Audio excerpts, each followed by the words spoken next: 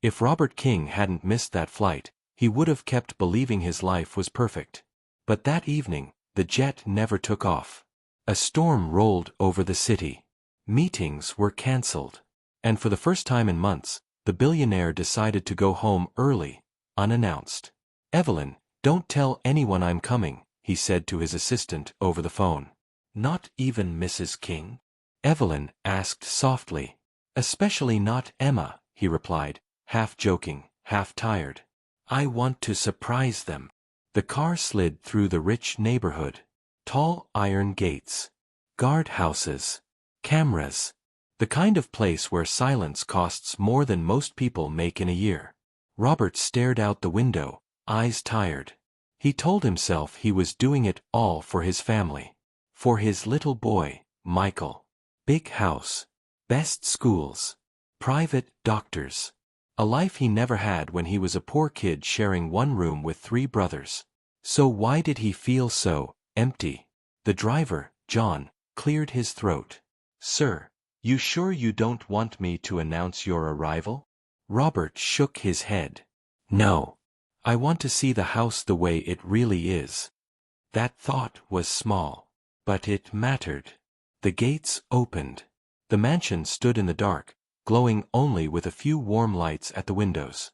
No music. No laughter. Just the soft hiss of the fountain and the faint hum of the security system. He stepped inside. The air smelled like polished wood, expensive perfume, and bleach. His footsteps echoed through the marble hall. Usually, staff would be rushing to greet him. Tonight, no one came. "Emma," he called out. Silence. "Michael." His voice grew softer. Then he heard it. A sound he hadn't heard in years. Not music. Not a TV. Not Emma's sharp, perfect laugh. A muffled sob. He froze. It was coming from the end of the corridor. From the living room he'd paid a designer more than most people's yearly salary to decorate. As he moved closer, he heard another sound. A woman's voice. Cold. Sharp. "You think you're special just because my son talks to you?" Another voice, smaller, choked with tears. "I'm sorry, ma'am. Please, I'll fix it." Robert's hand tightened on the doorknob. That second voice. He didn't recognize it. But the third one, trembling, breaking in the middle? "Mom, please stop. You're hurting her. Michael." In that moment, before he even opened the door, Robert's blood ran cold. Because if a child was begging his own mother to stop, something in that house was deeply, terribly wrong. And he was about to see exactly how wrong. What would you think, standing outside that door, hearing your own child beg someone to stop? Would you walk in calmly, or kick it open? To understand why Robert turned pale that night, you need to know who Sophia was. Sophia didn't belong in a house like that. At least, that's what everyone kept reminding her. She came from a tiny apartment on the other side of the city. 1 bedroom. Leaking ceiling. Walls so thin she could hear the neighbor's TV. Her hands were already rough from cleaning other people's homes long before she ever stepped onto marble floors. The first day she arrived at the King mansion, she stood just inside the doorway, clutching her small bag. Emma King looked her up and down in a single cold scan. Perfect hair. Perfect dress. Perfect disgust.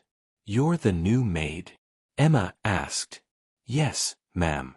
I'm Sophia," she replied, forcing a smile. Emma turned to Evelyn, who was holding a stack of folders. "Is this the best we could find?" Evelyn looked uncomfortable. She came highly recommended, Mrs. King. And Michael seemed to like her when they met at the clinic. That part made Emma's eyebrow twitch. "Of course," Emma said, her voice sweet and poisoned. "If my son likes you, then we'll see how long you last." Sophia started that day. Dusting shelves she was afraid to touch. Polishing floors that reflected her face back at her like a stranger. Serving tea in cups that probably cost more than everything she owned. But there was one thing that made the house feel less frightening. A small boy with dark hair and tired eyes, watching her from the staircase. "Hi," he said quietly. I'm Michael. She smiled. I know. Your dad talks about you a lot. He blinked. He talks about me. To who?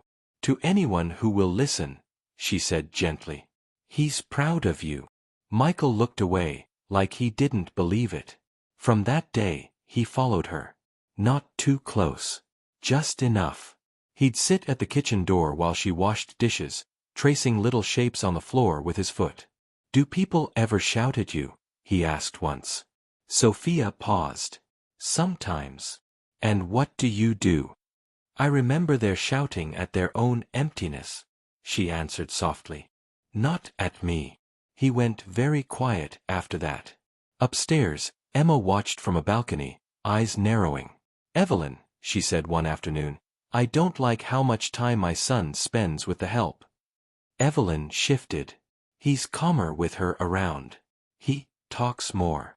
And that's exactly the problem, Emma muttered. He should be talking to me. But she didn't come down to talk. She came down to control. And rich people, when they feel threatened by someone below them, can become very, very cruel. Sophia learned that the night Emma invited her friends over. Because that was the night Emma decided to remind everybody exactly who was rich, and exactly who wasn't. The invitation said, small gathering, just friends. Dress elegantly. For Emma, that meant diamonds and imported champagne. For Sophia, it meant staying invisible. The house buzzed with wealthy guests. Laughter bounced off the high ceilings. Glasses clinked. Perfumes mixed in the air like a heavy cloud. Stay in the background, Emma told Sophia. Speak only if spoken to. And don't embarrass me. Yes, ma'am, Sophia murmured. She moved from guest to guest, balancing trays, refilling glasses, ignoring the way some of them looked through her, like she wasn't even human. Michael sat in a corner, hands folded, watching. His classmates were there too. Rich kids in designer clothes. One of them, Robert's business partner's son, laughed loudly. My dad says your dad owns half the city, he told Michael. So why are you so weird? The other kids laughed. Michael's cheeks burned. He stared at the floor. Sophia saw. Her heart squeezed. She wanted to say something, but Emma stepped between them like a wall. Children are children, Emma said brightly. They'll toughen him up. He can't be so sensitive. Later, while the adults traded stories about stocks and vacations, Emma's friends noticed how Michael's eyes kept drifting toward Sophia in the kitchen. Your son seems very attached to the maid, one woman smirked. Emma's smile froze. It's just a phase.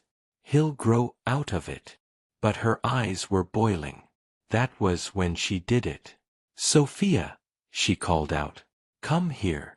Sophia hurried in, wiping her hands on her apron. Emma held out her shoe. The heel had a faint mark of dirt. Maybe from the garden. Maybe from nothing at all. Clean it, Emma said, in front of everyone. Of course, Sophia replied. She knelt down. The room went quiet in that ugly, entertained way. One guest whispered, we should get one like her. They'll do anything. Another snorted. That's what they're for. Michael's fists clenched. As Sophia gently wiped the heel, Emma tilted her head. You know, Michael, she said loudly, this is where people like her belong. On the floor. Serving. They should remember their place.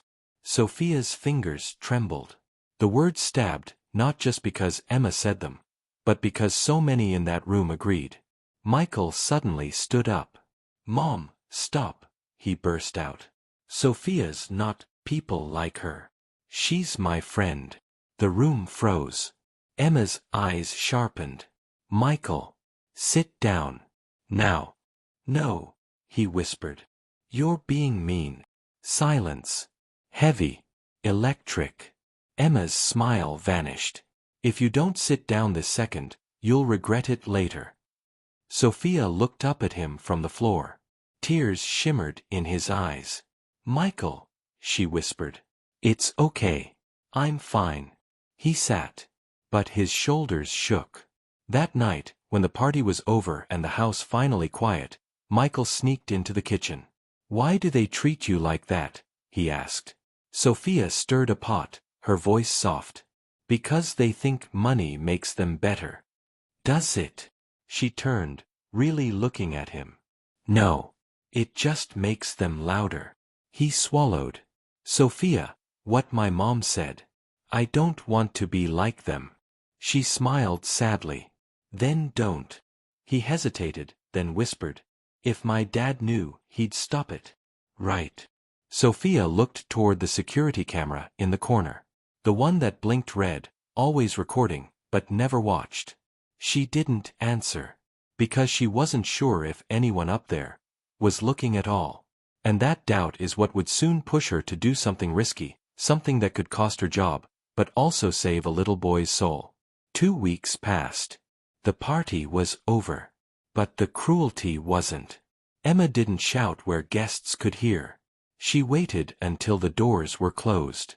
Until the guards were outside, until the music was off. Again, she snapped one afternoon when Michael pushed away his food. "Do you know how much this chef costs?"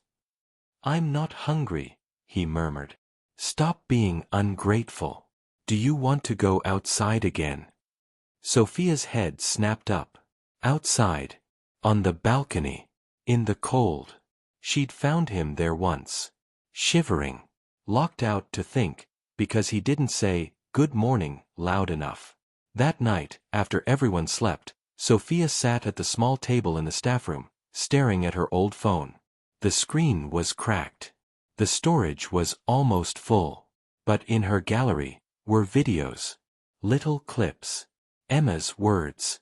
The kids' taunts. Michael crying on the balcony. Emma laughing. She had started recording for her own protection. In case she was blamed for something she didn't do. But now, it wasn't about her. It was about him. Her thumb hovered over Evelyn's contact. Evelyn had always been kinder than the rest. Quiet. Watching. Once, she had pulled Sophia aside and whispered, "If anything feels wrong here, tell me. Don't suffer alone." Was this wrong enough? Sophia's heart pounded. If she sent these videos, they could fire her. Blacklist her. Ruin her chances of getting another job in these rich circles. But every time she hesitated, she saw Michael's face. Those eyes full of a sadness a child should never know. She took a shaky breath. Recorded a voice note. "Ms. Evelyn. I'm sorry to bother you," she whispered. "But I think Mr. King doesn't know what's happening here when he's gone. Especially with Michael. I've attached some videos. Please, just watch." She added the clips. One by one. Her hands were damp with sweat. Then she hit send. A small whoosh. A tiny sound in the quiet room. On the other side of the city, Evelyn's phone buzzed on her nightstand. She rubbed her eyes, saw the name, and sat up straighter than she had in years. "Dear God," she breathed as the first video played. The next morning, Robert sat in his private lounge at the airport, scrolling through numbers on a screen, his life reduced to graphs and deals. His phone rang. "Evelyn. I'm boarding in 10, he sighed. "Sir," she interrupted, voice shaking. "You need to see something before you leave." He heard her fingers tapping quickly. A notification popped up. Video from Sophia. He watched the first few seconds. Then the next. His jaw tightened. The color drained from his face. He'd seen market crashes. He'd seen lawsuits. He'd faced boardrooms full of angry shareholders. Nothing had ever made him feel like this. "Cancel the flight," he said quietly. "Now." "Sir. I'm going home. And no one is to know I'm coming. Not my wife. Not the staff. No one." He ended the call, heart pounding in a way that had nothing to do with business. Because numbers could be fixed. Contracts could be rewritten. But what he was seeing, what was happening in his own house, that might not be fixable at all. And that's how, hours later, Robert King ended up standing behind that door, listening to his son beg his mother to stop hurting the maid. We're back at the door. Robert's hand is on the knob. His heart is pounding so hard he can hear it. Inside, Emma's voice slices through the air. You think you're better than us because my son talks to you? Sophia's voice trembles. No, ma'am, A sharp crash. A glass breaking. Michael crying. Mom, please. It was my fault. I spilled it, not her. That's it. Robert pushes the door open. The room explodes into movement. Emma whirls around. Michael freezes. Sophia is on her knees again, picking up shattered glass with shaking hands, her fingers already nicked and bleeding. For a moment, no one speaks. Then Emma's face rearranges itself into a smile. Darling, you're home early. We were just... What, Robert says quietly, is going on here? Michael's chest heaves. Dad. Emma cuts in. The maid was careless. She broke your favorite glass and upset Michael. I was just disciplining her. Robert looks at the scene. The cut on Sophia's finger. The way Michael's small body is hunched, like he's ready to be punished just for breathing. He turns to Sophia. Is that what happened? Sophia glances at Emma, then at Michael. She's been taught all her life to keep her head down, to survive, to stay silent. But then Michael whispers, please tell him. Something in her snaps.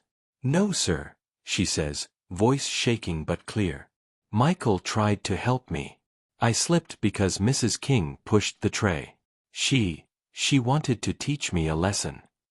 Emma's eyes flash. You liar. After everything we've done for you. Evelyn steps into the doorway. Robert had told her to come. She's not lying, Evelyn says quietly. I sent you the videos, sir. This is just one more. In a long list. Emma rounds on her. You had no right. Robert's voice cuts through, low but deadly. Emma. Sit down.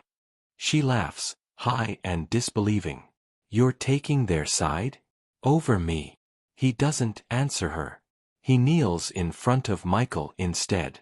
Son, he says softly, I need you to tell me the truth, no matter how scary it is.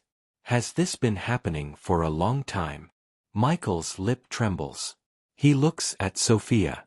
She nods, just once. Yes, he whispers. Tears spill over. Mom locks me outside. She says I'm ungrateful. She says Sophia is just trash. But she's the only one who makes me feel normal.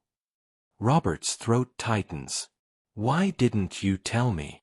Because you're never here, Michael chokes. And when you're here, you're on your phone.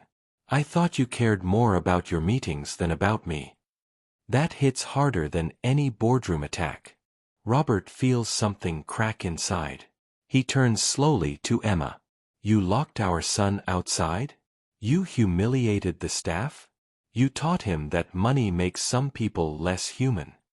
Emma throws her hands up. Oh, please. Don't be dramatic. This is how children toughen up. This is how the world works. Robert stands. Well, he says, voice calm. Then the world in this house is changing. He looks at Sophia. From this moment, no one speaks to you like that again. Your job is safe. If you want to stay, you stay with a new title and a higher salary. If you want to leave, I'll personally pay for whatever future you choose. Sophia's eyes fill. Sir, I just wanted Michael to be safe. I know, he says quietly. And I should have wanted that more than any deal. He turns to Emma. Pack a bag. You're leaving tonight. We'll discuss lawyers in the morning. The room spins for her now. Not for Sophia. Not for Michael. For the first time, the rich one is the one who has to leave. Later, when the house is quieter, Robert sits with Michael and Sophia at the same kitchen table where she once cried alone. He looks around at the polished surfaces, the expensive lights, the perfectly designed emptiness. All this, he says, And I still couldn't see what was right in front of me. Michael leans against him. Are you staying now? Yes, Robert says. I'm staying. And we're going to rebuild this house together. Not with marble. With respect. Sophia smiles softly. For the first time, the house doesn't feel like a golden cage. It feels like the beginning of something different. He reaches across the table to her. Thank you for standing up. Not just for yourself. For my son. For the truth. She shakes her head. Sometimes the poorest people, she says quietly, are the ones with the most to lose by speaking up. But if we don't, nothing ever changes. He nods. Then let's change it. Starting now.